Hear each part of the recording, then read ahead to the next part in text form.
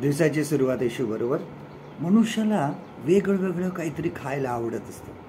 वेगवेगळे पदार्थ, वेगवेगळ्या ठिकाणी जाऊन वेगवेगळ्या अन्नाची, पदार्थांची चव घेण्याची मनुष्याला खूप आवड आहे. आता तर आपण बघतोय की चुलीवरचं जेवण, चुलीवरचं मटण, चुलीवरची भाकरी ह्याला खूप महत्त्व आलेलं आहे. लोक लांबून लांबून येतात आणि त्या ठिकाणी जेवायला जातात. काही ठिकाणी आपण बघतो की काही वडापाव असेल खूप फेमस होतो. बाकीचे वडापाव नाही, पण त्या ठिकाणी खूप गर्दी असते. का? तर त्यांची काहीतरी चव वेगळी असते.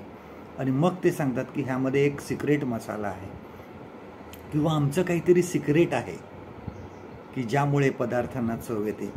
आणि ह्या सिक्रेटबाबत आपण सुद्धा योहान शुभवर्तमान बघा, याचं 4थ्या अध्यायामध्ये बघतो की शिष्य ज्यावेळेस येशूला म्हणाले की तुम्ही खाऊन घ्या, प्रभू येशू ख्रिस्त म्हणाला नाही, माझ्याकडे खावयास आहे.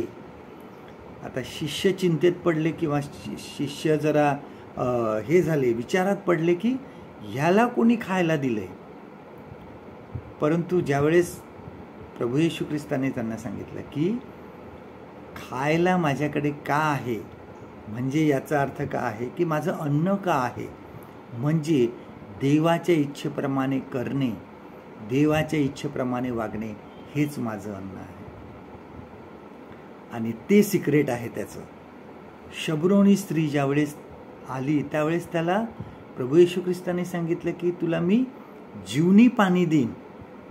ती जगीक पाण्यासाठी आली होती, परंतु प्रभू येशू ख्रिस्ताने तिला सांगितलं मी जीवनी पाणी तुला देईन आणि हे पाणी प्यायल्यावर तिला कधीही तहान लागणार नाही. येशू आमची आध्यात्मिक भूक भागवतो. जेव्हा आम्ही त्याच्याजवळ जातो, त्याच्या इच्छेप्रमाणे वागतो, तेव्हा आम्हाला हे समजतं की तो आमची फक्त शारीरिक भूक भागवत नाही, तर तो आमची आत्मिक भूकसुद्धा भागवतो. येशूने म्हटलं आहे मी जीवनाची भाकर आहे. हेच सिक्रेट आम्हाला इतरांना सांगायचं आहे. आजचं देवाचं वचन आपल्यासाठी हे आहे, योहान शुभवर्तमान याचं 4था अध्याय 34वा वचन. Gospel of John chapter 4 and verse 34. येशू त्यांना म्हणाला, ज्याने मला पाठवले त्याच्या इच्छेप्रमाणे करावे व त्याचे कार्य सिद्धीस न्यावे, हेच माझे अन्न आहे. परमेश्वर करो आजचा दिवस तुमचा आशीर्वादित करो.